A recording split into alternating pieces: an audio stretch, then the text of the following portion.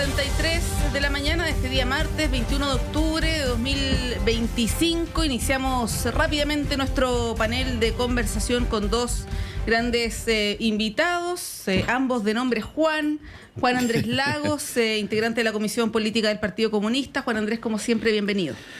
Muchas gracias por la invitación. Pues aquí estamos dispuestos a conversar. Como un poco siempre. Triste, ¿ah?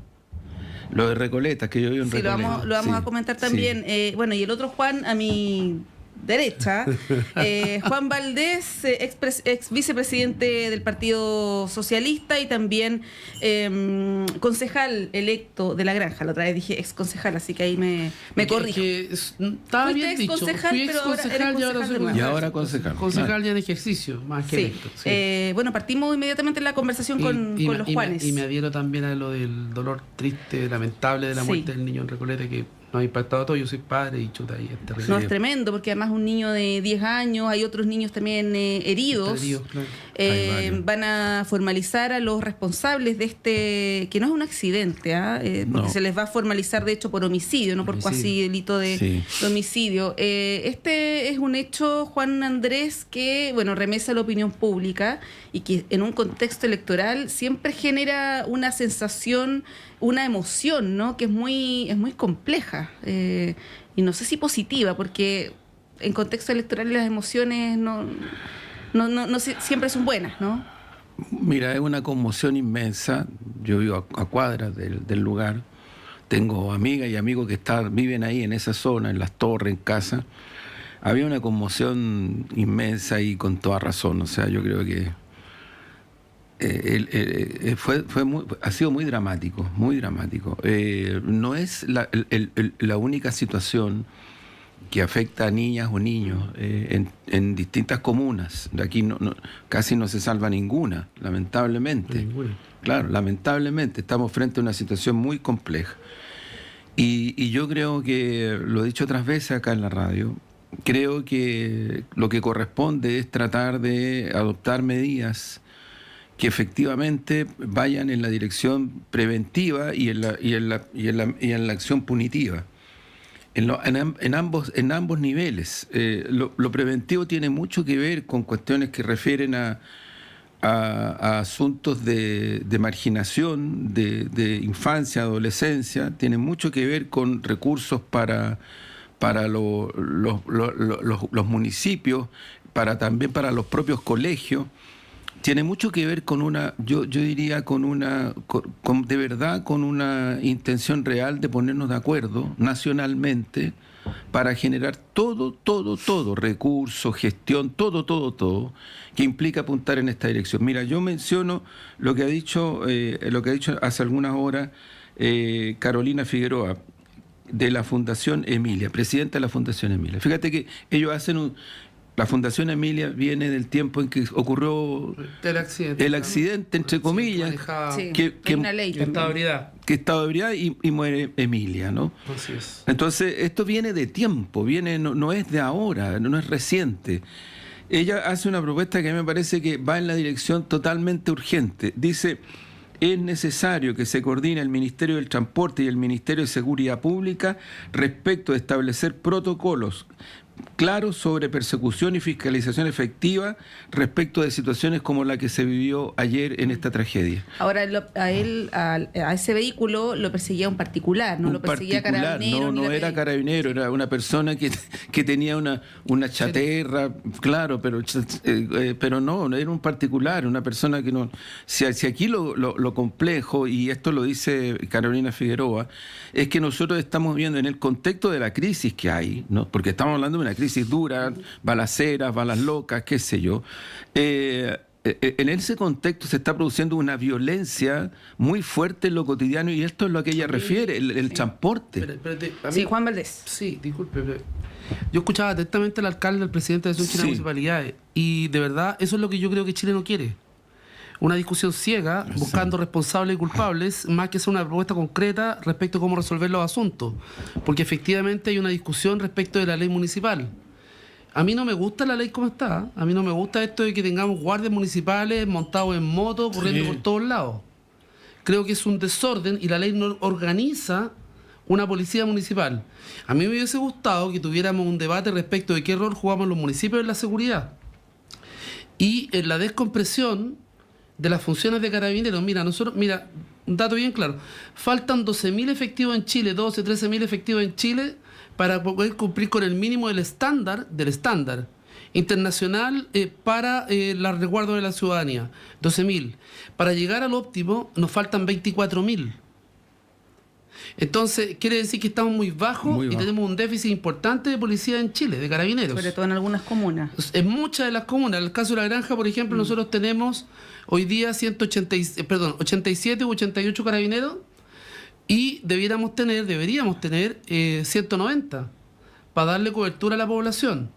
Entonces, yo no sé si es que tengamos los municipios que asumir roles de fiscalización, que también puede ser, pero yo creo que nosotros tenemos que asumir labores para descomprimir también a Carabineros respecto de funciones administrativas, de guardia en muchos lugares, de custodia de muchos lugares, entonces que hay que tomar definición. Yo creo que el debate ha sido muy centrado, focalizado en colocar guardias en moto con una pistola Taser, más que en ver cómo descomprimimos a Carabineros y a las policías para poder tener más inteligencia policial, que están verdaderamente preparados, para enfrentar el delito y el narcotráfico y el crimen organizado. Lo de ayer fue una tragedia terrible, ¿cierto? Fallece un niño, hay otros 6 muchachos muy lesionados, graves.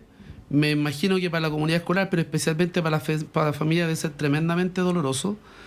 Pero yo creo que seguimos dando un debate que a mi juicio no es un debate que esté centrado en resolver los problemas en el largo plazo, sino más bien responder a la contingencia.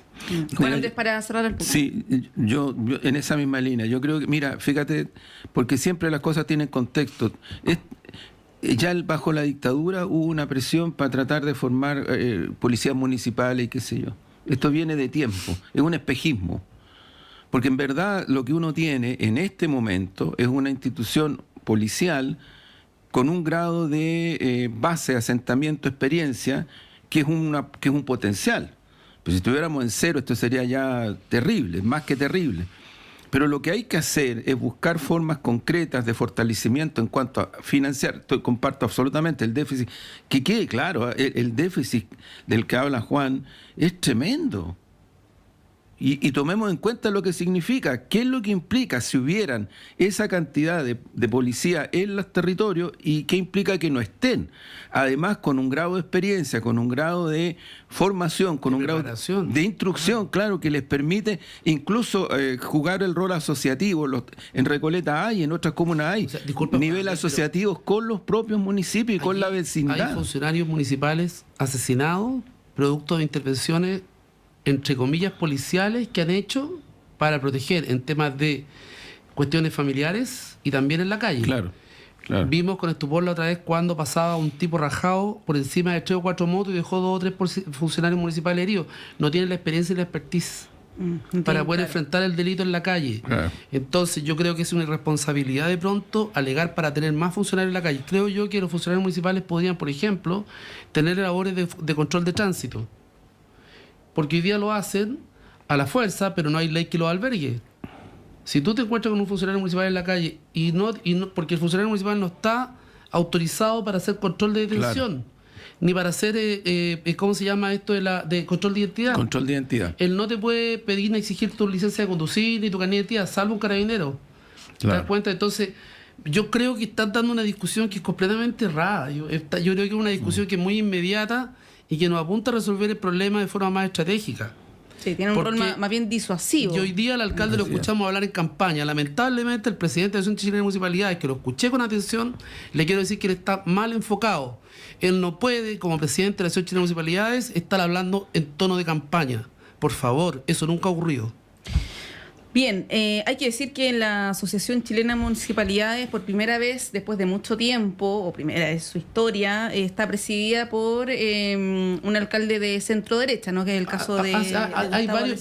Es que la Asociación Chilena de Municipalidades, es que yo la conozco yo, es una asociación que es muy transversal. Sí. Y que se coloca muy de acuerdo. Hay presidentes de distintos partidos que han existido, de derecha, de centro derecha, de la centro izquierda, en fin. Sabat, si yo no me equivoco. Sabat, estuvo el señor que era de Vitacura, Estuvo el alcalde de Puente Alto también de presidente. Codina. Estuvo el ex alcalde de Puerto Montt, ¿no? El Rabín Quintero, de socialista. En fin. Quintero, sí. Estuvo, ¿cómo se llama? Rabinet. Siempre Claudio Reagada. Claudio Reagada también fue presidente. Claro, Felipe del Pin, que para Felipe del Pin. Entonces, siempre ha sido muy transversal para ponerse de acuerdo en ciertos temas. Yo creo que el tema de la seguridad es un tema muy importante y el financiamiento. Sí. Disculpe ya, pero no voy a interrumpir más. Sí, apuntaba que en un momento se crearon otras asociaciones paralelas, hubo una de alcaldes de centro derecha y la otra quedó como presidida por la centro izquierda. Pero bueno, pasemos al tema de las tarifas eléctricas, Juan Valdés, porque bueno, ayer conocimos un nuevo antecedente, que es el cobro, que es una arista paralela, que no es lo mismo, de esta empresa Transelec, que tiene que ver con la transmisión eléctrica. Lo que conocimos la semana pasada era respecto de la generación de energía, ¿no? Con las empresas que generan energía, y esto es con la transmisión, que había cobros extra por también un monto similar de 100 millones de dólares. Y la empresa comunica ayer que esta información estaba en manos del ministro hace un año, por lo menos, ¿no? En octubre del año pasado. ¿Cómo ven esto? Porque bueno, el ministro ya salió, las responsabilidades se hicieron cumplir, pero bueno, está esto que además coincide de manera tragicómica con un apagón, que yo creo que se puede calificar como apagón, que fue muy corto, por suerte, que afectó a varias comunas de la zona sur de Santiago principalmente, y bueno, a 3 millones de personas, el cálculo más o menos, 800.000 clientes, como 3 millones de personas que afectó este apagón. Hubo problemas en el metro de Santiago, producto también de este apagón, que tiene una triste coincidencia. Juan Andrés, ¿cómo evalúas esta situación? Mira, yo creo que esto viene de años atrás, o sea, no es reciente. Y para mí el tema de que viene de años atrás no es para tratar de marcar el dime y direte, sino que porque se trata de una circunstancia que, lo he estudiado, muy pocos países del mundo tienen. Muy pocos países del mundo tienen.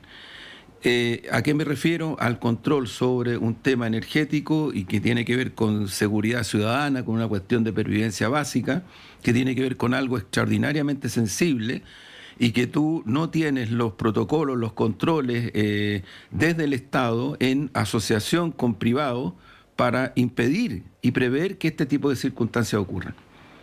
Nosotros tenemos en comparación, y esto es producto de una herencia, en dos niveles cuestiones importantes que nos ayudaron mucho y que quedó en evidencia y el propio Piñera lo reconoció. El sistema de vacuna en Chile, que tenía décadas y décadas previas.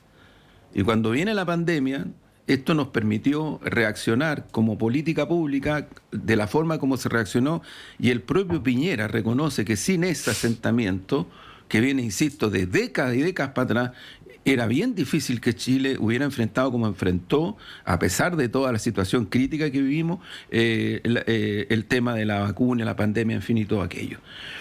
En el caso de los sismos y terremotos, nosotros tenemos en Chile un sistema que, a pesar del tiempo, desde el punto de vista de lo asísmico, está instalado estructuralmente en la construcción. Pero si tú analizas qué tipo de construcción, la mayoría son del tiempo en que en este país el sistema de construcción era público-estatal, en asociación con privado, porque nunca fue solo público-estatal, en asociación con privado. Pero había un control que funcionó. Es lo que está fallando ahora. Lo que está fallando ahora es que hoy día no existen ni los protocolos, ni los controles, ni la asociación entre público y privado que te permita que efectivamente estas cosas no ocurran. Entonces, ¿qué es lo que prima? Prima una burocracia desde el punto de vista público y prima un interés del privado en resolver sus cuestiones como las están resolviendo en muchos aspectos. Entonces yo lo que creo es que aquí tenemos que parar la cosa. Esto no da para más. O sea, Chile es un país donde pueden haber nuevos sismos y fuertes situaciones energéticas. tú tienes que seguir con mucha fuerza profundizando una economía que en los próximos años, desde el punto de vista de la tecnología, la inteligencia artificial y muchas de esas cosas, va a estar mucho más inundada positivamente de todos estos componentes. Pero ocurre que una economía de este tipo y un país, una ciudadanía con estas características, si de un día para otro, si en una hora a otra se te produce un corte y se transforman en situaciones como las que vivimos, no puede ser. Además no que puede con un corte ser. Colapsa la ciudad. Por eso te digo, y esto va a ser... Ahora los buses son eléctricos también. Pero claro, si vamos hacia allá, yo creo que en los próximos 20 años, Chile va a ser un país donde va a estar totalmente completada la lógica y el proceso del sistema eléctrico, totalmente. Por lo tanto, pensemos qué ocurriría si estos tipos de problemas que hoy día tenemos no se resuelven. O sea, pueden haber crisis de magnitud muy profunda. Yo insisto, somos de los pocos países en el mundo donde no se trabaja en la dirección que se debería trabajar, que es una asociación estratégica público-privada, respecto de prevención y respecto de un tipo de procedimiento y protocolo, ojo, que te impidan este tipo de cosas. Mira, pongo de otra manera. Si uno compara los accidentes automovilísticos con los accidentes de aviones, los accidentes de aviones son mucho menos. O sea, no es que sea un casus belli que tengamos que enfrentar dramáticamente la caída de aviones. O sea, si fuera así, entonces el pánico respecto de subirse a un avión sería tremendo. Y sin embargo, el pánico hoy día real está en lo que significan los accidentes de automóviles en el territorio. Juan Valdés. A mí me parece, primero, decir que es tremendamente vergonzoso que se nos esté triplicando la cuenta de la luz a todos los hogares chilenos y por otro lado se nos esté cobrando doble IPC por años, más de 100 millones de dólares que declara, y que el ministro Pardo, habiendo presentado una reforma, un modelo al Parlamento para que se pudiera reajustar las tarifas, además haya sido con datos errados. ¿Se recuerdan, no? Sí. Y por tanto me parece que el error fue mantenido siempre el ministro Pardo, amigo del presidente, como ministro. Yo no tengo ningún problema en decirlo. ¿Pero es que hubo incompetencia en el caso? Absolutamente. Yo no sé, mira, lamentablemente no sé si solo incompetencia, fíjate, a esta altura uno le da para sospechar de cualquier cosa. Falta competencias técnicas. Puede ser incompetencia, puede ser la voluntad también de favorecer a cierto sector, qué sé yo, pueden haber tantas cosas. Yo encuentro lamentable que haya seguido siendo ministro después de haber presentado ese proyecto de ley que perjudicó a millones de chilenos. Y estamos hablando de un tiempo atrás. Estamos hablando hace 2 años atrás. Claro. Ministro Pardo. Entonces, que no salió ahí en ese minuto, porque después colocaron esto de que postule usted a la rebaja. ¿Se acuerdan? Sí. Claro. Y resulta que la postulación también fue mal hecha. Y la tuvieron que corregir varias veces. Entonces, de verdad, creo que ya... por eso de repente siento que estamos como estamos, ¿no? Porque la gente pierde credibilidad en lo público cuando ve que a cada rato a quién le toca pagar a Moya. Entonces, un ministro que viene de un partido de la centroizquierda, que está ahí por confianza del presidente, que se equivoca tantas veces, y que se equivoca no para la gente, se equivoca para los más ricos, que es lo peor. Porque esa es la verdad, ¿no? Entonces, y que hubiera seguido siendo ministro, la verdad que yo encuentro que eso es vergonzoso. Primera cosa. Segundo, yo creo que efectivamente aquí tenemos un problema porque de sistema. Hay una institución que se llama Panel de Expertos Eléctricos. Así es. El panel de expertos, que funciona al alero de la Comisión Nacional de Energía. Hay varios expertos eléctricos que cobran entre 20 y 25 millones de pesos mensuales por participar de ese panel y resolver las controversias. Las controversias que se generan, para que la gente que a lo mejor me está escuchando, algunos pueden entender, otros no. Las controversias entre las empresas eléctricas para resolver tarifas de transmisión, de distribución y, en fin, todo lo que hemos escuchado, ¿no? Yo no entiendo cómo un panel de expertos que funciona con tal nivel de presupuesto no logró determinar en un momento determinado que había un exceso de IPC. ¿O qué pasó? Porque ese panel de expertos es el que tiene que revisar las controversias que se generan, ¿no? Entonces, o cómo alguien no pudo colocar la alerta en la propia CNE respecto de estas situaciones, y además, porque lo otro es el descaro del ministro Pardo de haberse hecho el loco con los 100 millones de dólares que reclama, que denunció la propia empresa. Sí, la empresa Transelec. La empresa, denunció, en este caso, claro, que había hecho un cobro excesivo de 100 millones de dólares, y este señor no había hecho nada, al parecer, o estuvo negociando no sé qué cosa.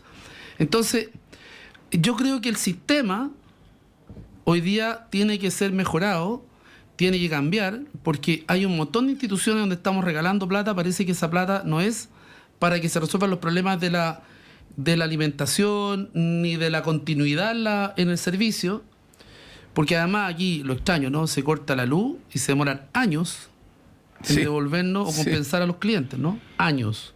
O sea, cuando el presidente dijo alguna vez vamos a terminar con la italiana, ¿se acuerdan? Sí, con la concesión de Enel. Con la concesión de Enel, bueno, no terminó con la concesión de Enel y todavía estamos esperando saber cómo nos van a compensar por ese corte vacío que hubo de todo el país y que nos tuvo a muchas localidades por varias semanas sin electricidad.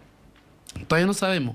Entonces, de verdad siento que estaría ya, ojalá que este debate sea parte del debate presidencial, que existan propuestas y que Chile tiene que ponerse serio alguna vez en estos temas, porque efectivamente, como dice usted, en otros países avanzados de la OCDE, esto está completamente regulado. Y las multas son muy fuertes y la pérdida de concesiones son automáticas.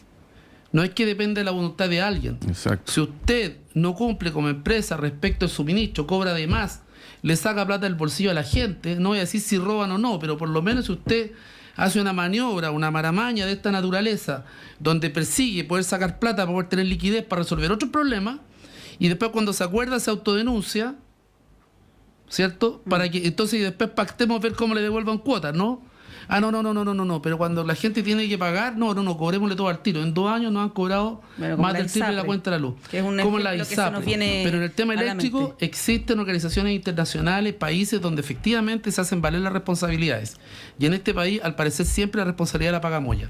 Sí, Juan Andrés, bueno, está lo que plantea Juan, que es interesante, ¿no? Pero también te quiero llevar al plano de lo que se está hablando en el Congreso, de la posibilidad de una sesión especial, una comisión investigadora, lo típico, ¿no? Y además una ley corta. Yo me pregunto, y quizás es impopular lo que voy a decir, pero ¿será necesario hacer una ley corta para que se pague montos que son de 2.000 pesos, 3.000 pesos, 10.000 pesos, digamos, que además igual se van a empezar a devolver a partir del mes de enero, que está a la vuelta de la esquina? ¿No habrá cosas más importantes que podrá tratar el Congreso? Hay varias leyes que son, bueno, hablábamos antes de salir al aire, por ejemplo, de las reformas políticas, ¿no? Que tienen un efecto un efecto muy importante en nuestra democracia y también en el trabajo del Congreso. ¿Cómo ves esa posibilidad? Porque ayer uno escuchaba a los parlamentarios enfrascados en esta discusión de la ley corta, la comisión investigadora.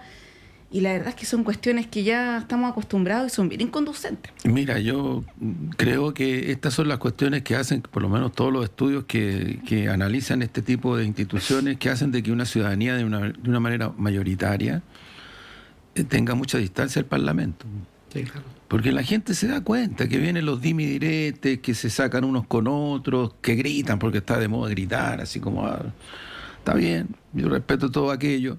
Pero ocurre que lo que va quedando en segundo plano son las urgencias. Y aquí estamos frente a una situación de urgencia. Esto como situación de urgencia debería resolverse con voluntad única. Voluntad única. O sea, aquí se habla mucho de sentido nacional. Pero sentido nacional es cuando tú pones en el centro cuestiones que van más allá de un sector. Y eso es real. Si no, lo que tú produces es una fragmentación, un desencanto y una desesperanza. Acaba de entregarles, lo escuché en la mañana en la radio.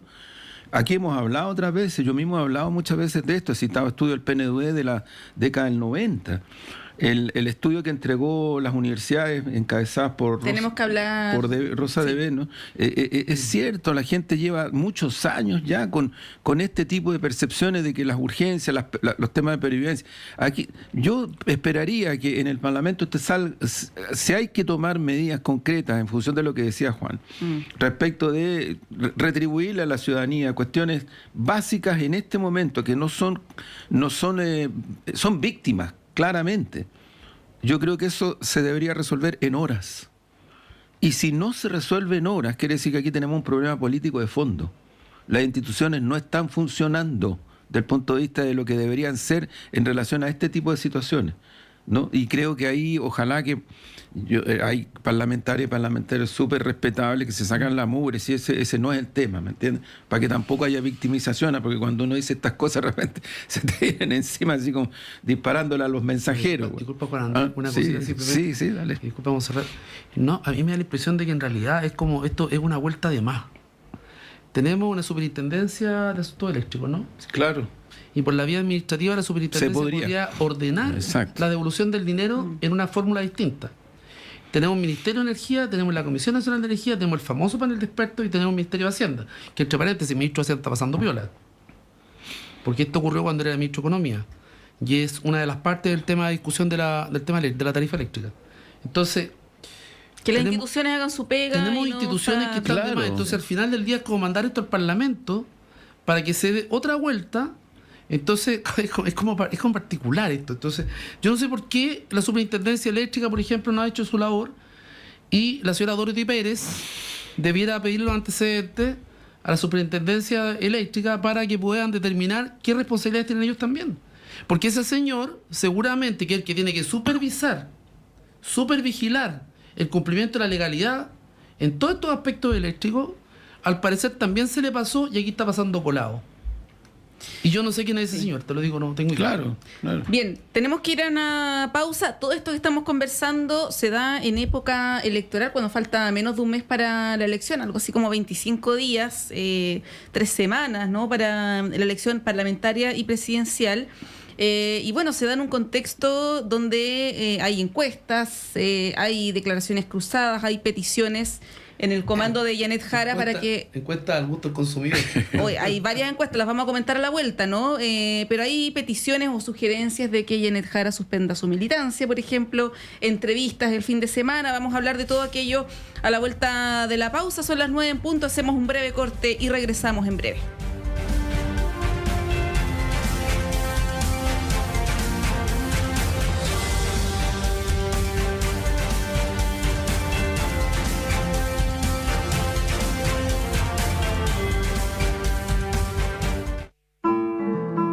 Te invitamos a participar de la Semana Campesina de la Universidad de Chile, Sin Campo No Hay Ciudad, entre el sábado 18 y viernes 24 de octubre.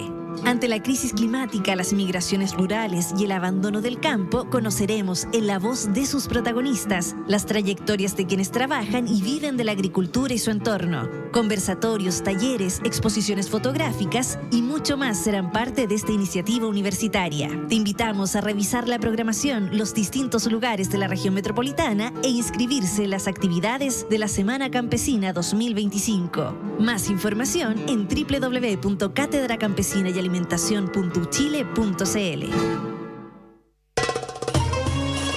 ¿Qué pide Palestina? El respeto al derecho internacional. Solamente eso. Una de las mayores catástrofes de este siglo XXI se vive en Palestina. Y nosotros, el domingo a las 9 de la mañana, hablamos de Palestina. Palestina por siempre en Radio Universidad de Chile. Encuéntranos en la plataforma Spotify y sintonízanos en Radio Universidad de Chile el domingo 9 de la mañana. Palestina por siempre. Palestina por siempre.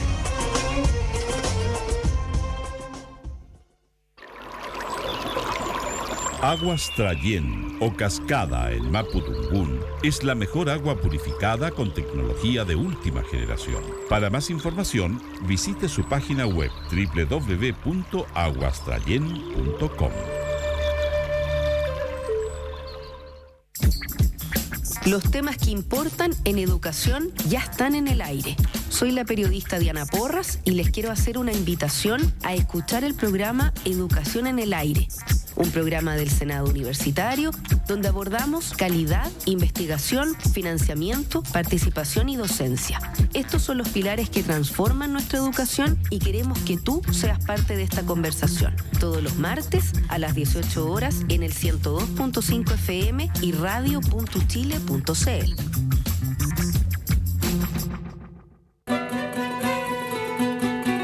Radio Universidad de Chile, 102.5 en la banda de frecuencia modulada, te invita a escuchar Caleidoscopio de la Salud. del Departamento de Enfermería de la Universidad de Chile, un programa que respeta la autonomía y apoya la decisión informada de las personas frente al cuidado de su salud y la de otros.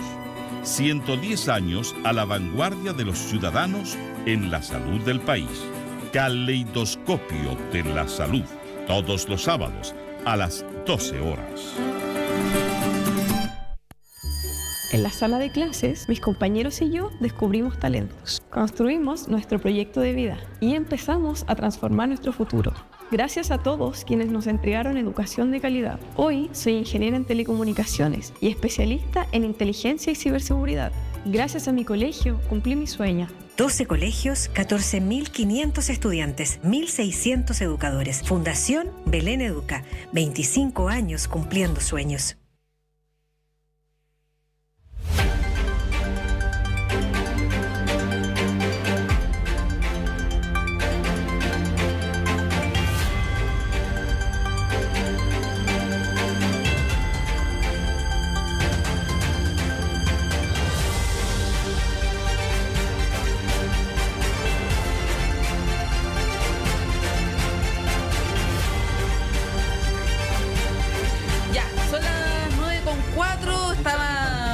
Entretenía la conversación, no puedo reproducir lo que dijimos acá, no, mentira. No fue nada inapropiado. Vamos a quedar con la curiosidad. Sí. Bueno, les quería proponer hablar del tema de las campañas. Una entrevista en el diario, en el medio digital de Clinic de Guido Girardi, no sé si ustedes la pudieron revisar, que ayer fue bien comentada, donde él decía varias cosas, ¿no? Que si hubiera imperado la racionalidad, tendríamos una competencia entre Carolina Toá y Evelyn Matei. Él dice que va a votar por Janet Jara, habla del voto ético, de que es lo que corresponde porque hubo un compromiso y los compromisos se respetan, y hace una crítica también hacia, más que Janet Jara, de quien no tiene ningún problema, señala, hacia el Partido Comunista, las posiciones del PC. Dice, yo no comparto esas posiciones, nunca ha sido comunista. Y él plantea la posibilidad de que se suspenda su militancia, porque no puede renunciar al partido en esta etapa. Juan Andrés, te quería preguntar por eso, porque no es el único que lo ha dicho en el socialismo democrático, y lo voy a vincular con algo que también se ha planteado desde el mundo del análisis político, que es la incapacidad, por lo menos en las encuestas. Hay muchas encuestas, ¿no? Hay algunas que son mejores para Janet Jara, que no logra superar el techo del 30%, ni siquiera llegar al 38%, que es el apruebo, ¿no? Que debiera ser como la base de apoyo de Janet Jara, y está ahí estancada en ese 30%. Entonces hay quienes dicen, bueno, para superar eso debiera moderarse, suspender su militancia en el Partido Comunista, condenar la dictadura en Cuba. Estoy reproduciendo, ¿no? Lo que se plantea, tú lo has escuchado. ¿Qué decir respecto a aquello? Monse, mira, yo varias veces he dicho acá en este programa una cuestión que sostengo, y como hipótesis, por cierto, no soy tan... trato de no ser tan autocomplaciente.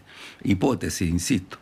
Pero yo creo que aquí el punto central, del punto de vista del resultado electoral, es conectar con estas demandas de pervivencia, porque son de pervivencia, con un porcentaje de alrededor de 6 a 7 millones de personas que solo votan por voto obligatorio. Si no, no votarían. Esa es la realidad concreta. O sea, Chile... Y toman su decisión al último. Y toman la decisión al final, muy, muy encima. Yo no voy a calificar ni descalificar a esas personas, porque son ciudadanía que son hijas e hijos de este sistema. No vienen de Marte, no creo en esto que dice Guido, que aquí no primó la racionalidad, pero no sé a qué le entiende por racionalidad. Él habla de las emociones. Sí, claro, de hecho, pero utiliza una terminología médica para hablar. Claro, pero ocurre que la racionalidad o la subjetividad, o como que le quieras llamar, aquí se ha dado en situaciones tan trascendentes como el primer plebiscito, donde este mundo, este universo, más un sector del votante, el voto voluntario, votaron rechazo. Por distintas razones, ¿no? Los medios de comunicación, lo que tú quieras, pero votaron rechazo. Y también en ese mismo porcentaje votaron en contra por un proyecto reaccionario, conservador, principalmente republicano, en el segundo plebiscito. Y en las elecciones municipales ese votante se dispersó. se dispersó y es súper importante mirar ese fenómeno porque, entre otras cosas, yo lo he dicho otras veces, parece que en la región metropolitana, por ejemplo, en concreto, una parte importante de ese votante votó por consejeros regionales republicanos, son 11. Son 11, ni más ni menos. Entonces, yo lo que creo es que es mejor analizar las cosas en su mérito de acuerdo a cómo son en realidad y no como uno quisiera que sean. Dicho esto, creo que el gran esfuerzo que está haciendo la candidatura presidencial, Janet Jara, y también las parlamentarias, es conectar con este mundo ciudadano. Y creo que ese es el mensaje de la franja también. Ese es el camino adecuado, necesario y además realista y además humanista y en fin. No suspender la militancia.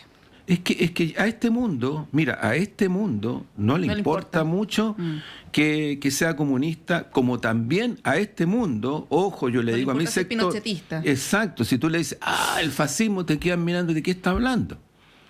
Ahora, uno podrá o no compartir aquello, pero esta ciudadanía es la que es.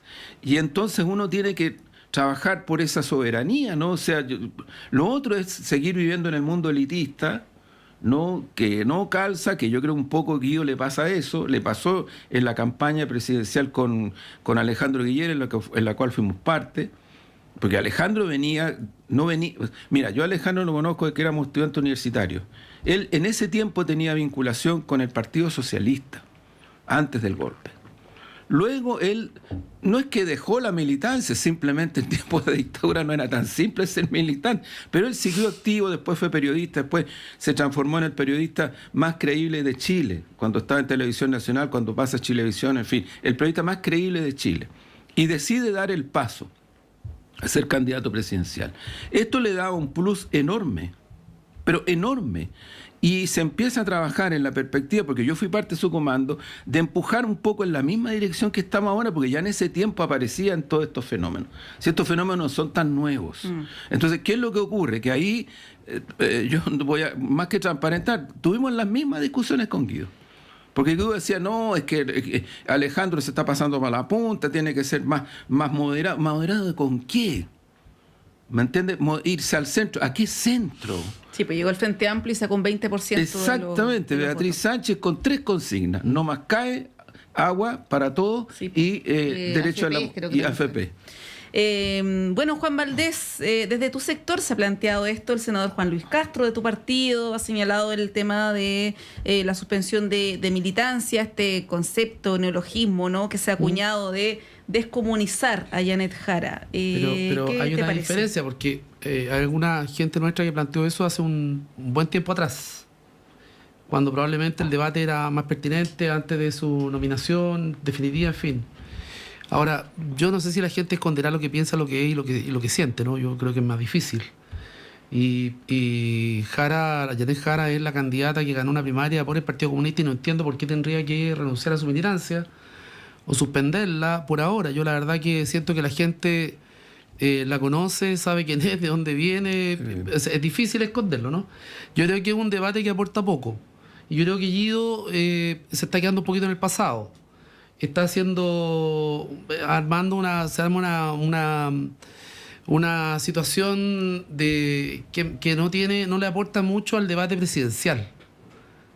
Eso es lo que yo creo. Yo hubiera querido escuchar a Guido referirse más bien a las propuestas de Janet Jara y a ver cómo se puede mejorar o cómo se puede avanzar, cómo se puede construir mayoría.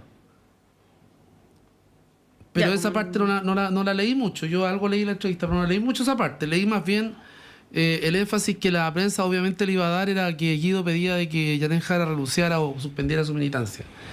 La verdad que yo creo que ese debate aporta poco, es temporáneo. Es un debate que tendrá que darlo después de la presidencial seguramente, si gana Janet Jara, como yo espero que gane. Tendrá que comprometerse ella con el país también respecto de lo que ella siente, ¿cierto?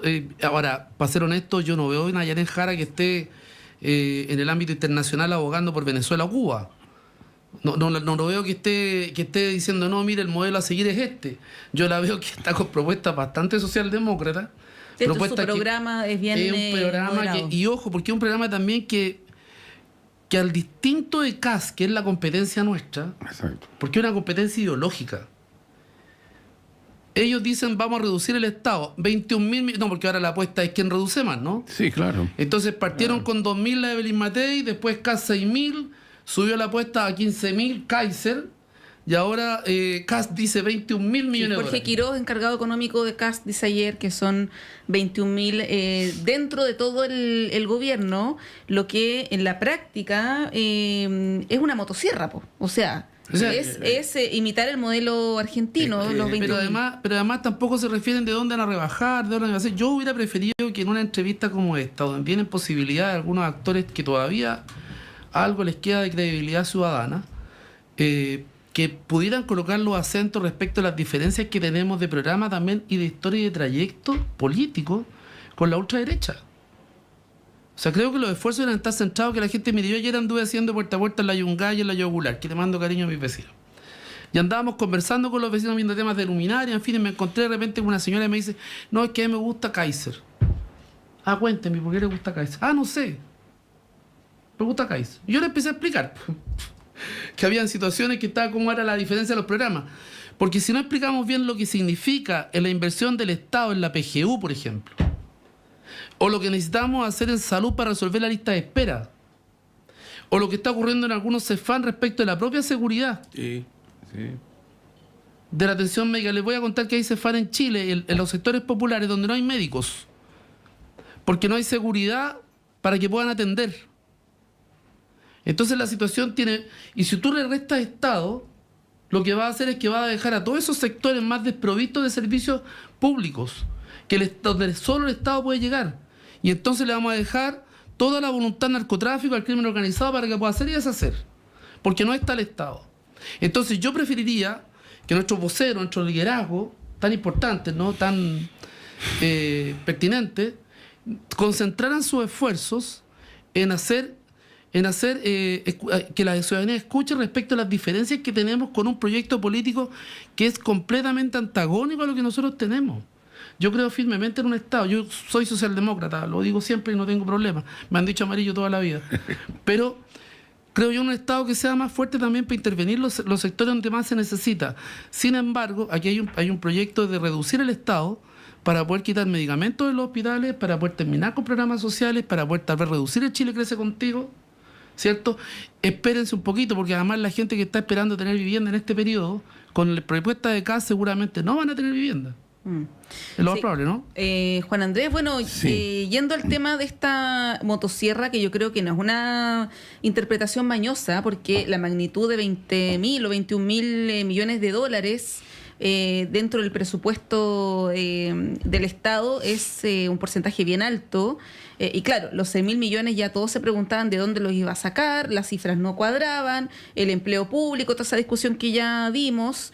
Pero cuando uno piensa en 21.000 millones de dólares, es reducir, entrar y a picar en una cuestión que es bien compleja. No solamente estamos hablando de programas mal evaluados, incluso de reducir ministerios, que es una discusión legítima, digamos, sino que ya entrar a cortar otras áreas sociales. No hay dónde. Ayer lo dijo incluso Evelyn Matei. Es imposible pensar en reducir esa magnitud sin cortar áreas que son relevantes desde el punto de vista social. ¿Cómo ves tú eso? Mira, yo primero comparto totalmente el diagnóstico que hace Juana y creo que es el tema en Chile. Nosotros en Chile el problema que tenemos, y lo han dicho gente de todos los sectores, de todos los sectores. O sea, aquí en Chile el problema que tenemos es que la soberanía democrática del país está poniéndose en riesgo por este avance creciente del crimen organizado, del narcotráfico, del control de territorio, los más de 1.000 campamentos, donde muchos de ellos están controlados precisamente por este tipo de circunstancias. Entonces se requiere más Estado y no menos. Es que ¿sabes lo que pasa? Que yo primero creo que es una falacia absoluta, pero absoluta, demagógica, decirle a la ciudadanía que con esos recursos tú vas a resolver el problema de políticas públicas en Chile. Eso es falso. Eso es absolutamente falso. Entonces creo que están usando y abusando, porque además, fíjate, hablan de parásitos. Uh-huh. O sea, ya la descalificación ya no puede llegar más. Lo único que falta, no sé, que los van a meter presos o presas, no sé. pero el nivel de exageración respecto de el funcionario público identificado, la persona funcionaria o funcionario público, se transforma en un parásito. En un parásito, ¿por qué? Porque se supone que según estos señores, Kast, Kaiser, en parte Matei, porque también partió Matei con eso, Parisi también, reducir todo esto implicaría recursos que nos van a permitir programas que van a ir avanzando en la resolución de las crisis que tenemos. Falso, absolutamente falso. Chile tiene un problema estructural que yo creo que es necesario mirarlo con mucho mayor profundidad. Yo también lo he planteado otras veces, no en idea propia, gente como Fred Davis, como Solimano, como otros, es muy transversal. Nosotros necesitamos una política económica de reinversión de capital en Chile, en asociación, y lo pongo mucho énfasis en esto, en asociación público-privado. No significa que tú vas a entrar a privatizar o más Estado. Significa que tú reinviertes capital en Chile desde el punto de vista productivo y desde el punto de vista de políticas públicas. Porque este problema, cuando tú tienes una situación, que Juan también lo decía antes y lo hemos dicho otras veces acá también, cuando tú tienes una situación que no es solo de este gobierno, pasa por los gobiernos de derecha, pasa por los anteriores, que tú dices, no hay plata, la billetera fiscal no tiene plata. ¿Para qué no tiene plata? Estamos hablando de lista de espera, estamos hablando de vivienda, estamos hablando de salario. Entonces, ¿de qué estamos hablando? Pero por otro lado, el crecimiento de la economía está estancado hace muchos años. Pero muchos años. Mira, Fondo Monetario Internacional, 2 años antes de la pandemia, dijo que economías como la chilena necesitaban revisarse, y el Fondo Monetario Internacional, que no es ni marxista, ni nada, ni comunista, ni nada, necesitan revisarse porque iban a tener un problema serio estructural desde el punto de vista del crecimiento. Nos están diciendo a nosotros, a Chile y a otros países, el FMI, que ojo, miremos bien lo que está pasando. Entonces yo creo que esto requiere una mirada y una observación desde el punto de vista de políticas públicas donde, vuelvo a repetir, pongámonos de acuerdo. Yo supongo que los privados que tienen sus proyectos, sus negocios y qué sé yo, también asumirán que el crecimiento de la economía pasa por este tipo de cosas. Pues si no, ¿en qué país van a invertir? ¿Cómo van a invertir? Y con estabilidad social pues, y política también es importante, claro, en un país, y que te están amenazando con recortar, el 20% del presupuesto del país. No creo que genere mucha estabilidad. Ahora, y también incertidumbre en los funcionarios públicos. Sí, cierro con esto. Mira, Vidal vocero, que la otra vez, hace un tiempo atrás, dijo algo que es bien cierto, por eso es que hay que alarmarse. Él dijo, mira, la diferencia es que lo que está haciendo Milei ahora en Chile lo hizo Pinochet. Sí, pues. Entonces lo que viene, lo que están anunciando y algunas cosas que están ocultando es brutal. En un estado que no es necesariamente grande y robusto, ¿no? Como si lo es o lo era el argentino. Sigue siendo subsidiario, Así sigue es. siendo... Juan Valdés, el tema de la estabilidad política y social en un país es clave para la inversión, ¿no? Cuando se le está diciendo a los funcionarios públicos que, como ya lo sabemos, tiene que ver con los médicos, con los carabineros, en fin, que suman cerca de 1 millón en el país, se le está diciendo voy a ir escritorio por escritorio, que es lo que dijo Kast hace un par de semanas, a revisar tu trabajo, si lo estás haciendo bien, si no te he hecho. Eso genera una incertidumbre. Yo no sé si este 1 millón de funcionarios públicos va a votar por Kast o la verdad ese discurso tampoco le llega mucho, capaz que sí.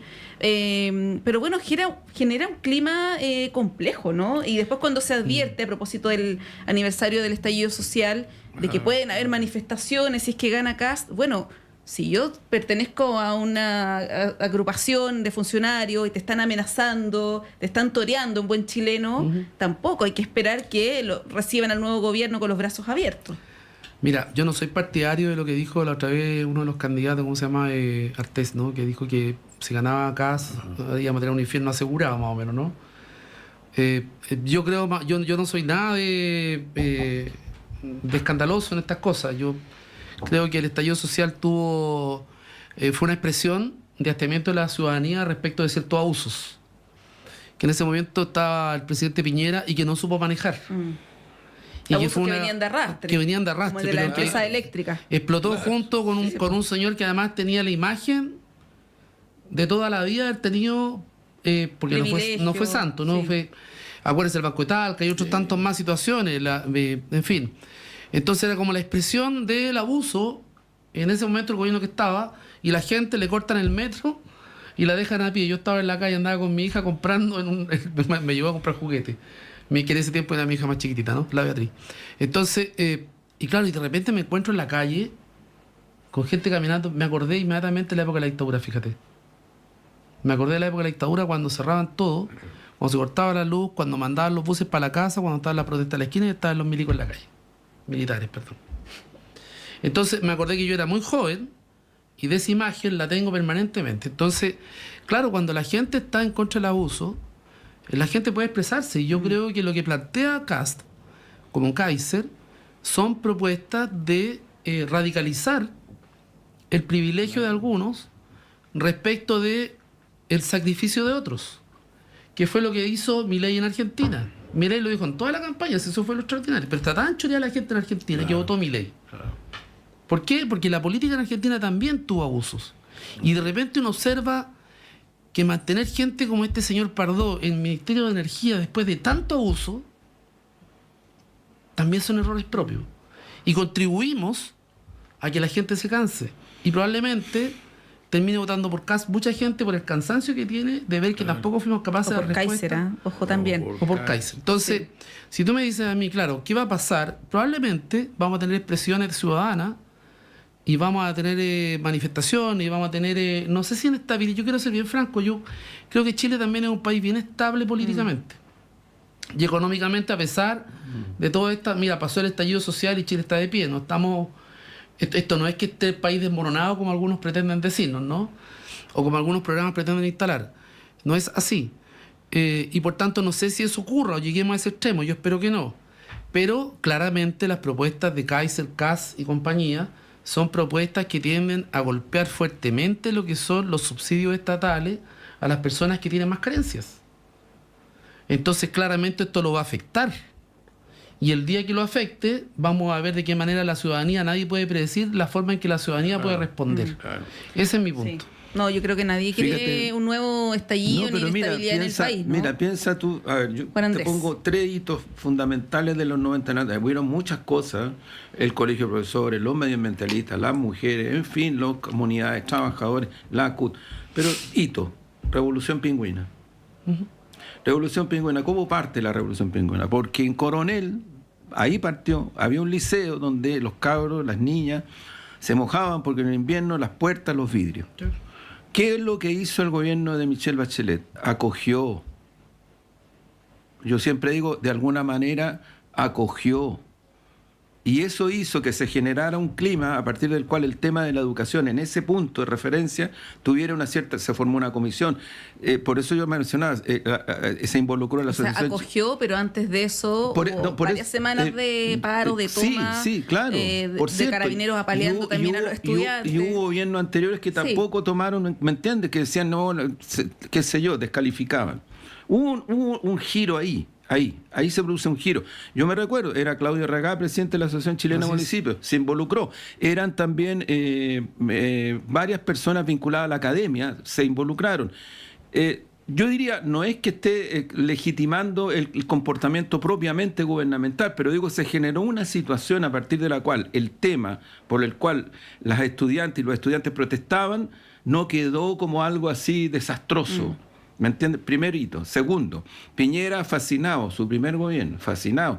Los 33 salvados, en fin, todo. 2011.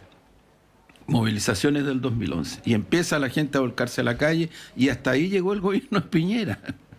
Y la gracia del gobierno de la nueva mayoría es que varias cosas que surgieron en el contexto del 2011 se incorporan en el programa de gobierno, entre ellos el de educación, entre ellos otras cuestiones más, el tema de la Constitución. No olvidemos, se hicieron muchos cabildos bajo el gobierno de la nueva mayoría, cabildos sobre la nueva Constitución. Ya, perfecto. Tercero, viene el segundo gobierno de Piñera y viene el estallido. Entonces, ¿cómo no se va a entender que en este país hay una expresión ciudadana que no es propietaria de ningún partido, es un hecho, que tampoco se puede decir, como lo decía Arte, va a venir, pero que tiene una legitimidad ciudadana que yo encuentro que es un valor democrático. Pero también cuando uno ve las acciones de la política, el otro día, por ejemplo, el Parlamento con 100 parlamentarios faltando a sus obligaciones, ¿cómo la gente no se va a chorear? Entonces, frente a un discurso que te ofrece orden, entre comillas, yo no sé cuánto garantiza el orden, que es distinto, pero que ofrece orden, es el peligro. Entonces, claro, tenemos un peligro porque efectivamente hay una tasa alta de ciudadanos y ciudadanas que no tienen opción política, no son ni izquierda ni derecha, tampoco de centro.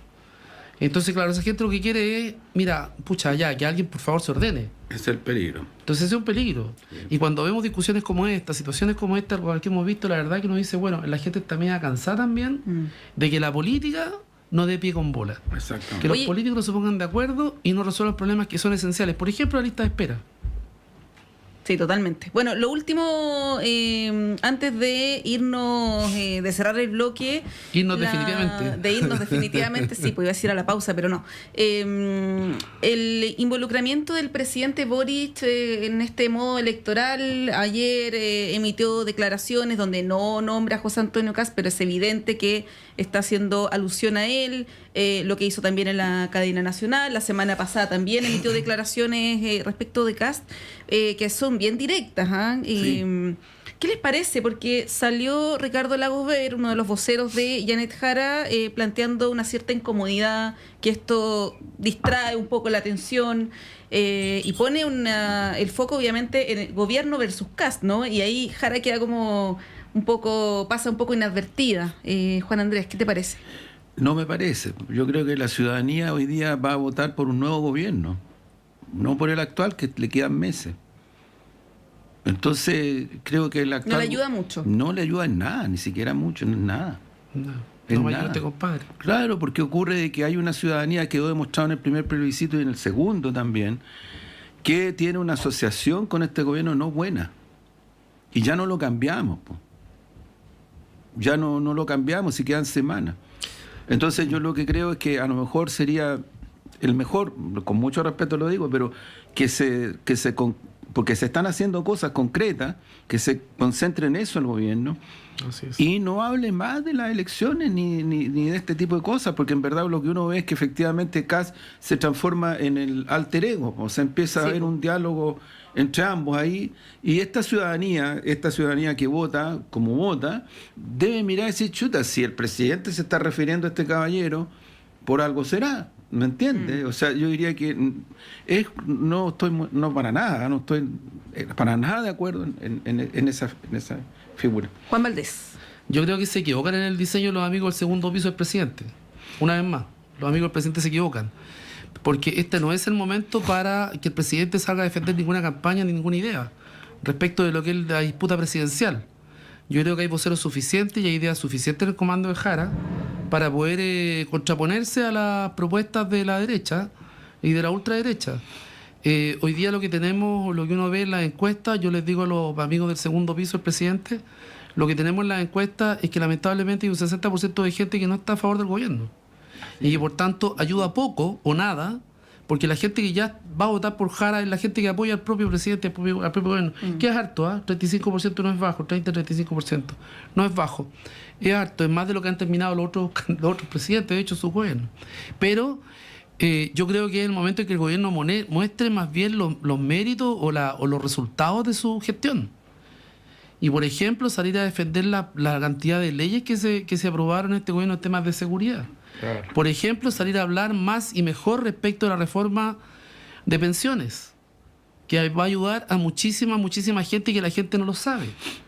Y otros programas sociales más que pudieran ser. Yo creo que el gobierno tiene que salir a defender su gestión y no a meterse en la contingencia política para que puedan cerrar de buena forma y que deje al comando de Jara y al mundo de la centroizquierda poder hacer esta labor de contrastar lo que Kast y otros están proponiendo respecto de sus propuestas de gobierno, que yo creo que son un retroceso claro a las políticas sociales de Chile que hemos conquistado durante largos años. Eso creo yo, la verdad que no tengo mucho más comentario que hacer. Bien, qué bueno porque nos tenemos que ir. Juan Valdés, Juan Andrés Lagos, la dupla de Juanes. Juan. Muchas gracias por acompañarnos durante esta mañana. Son las 9:32. Tenemos que hacer un breve corte y a la vuelta está Claudio Medrano con ustedes. Gracias, Monserrat. Chao.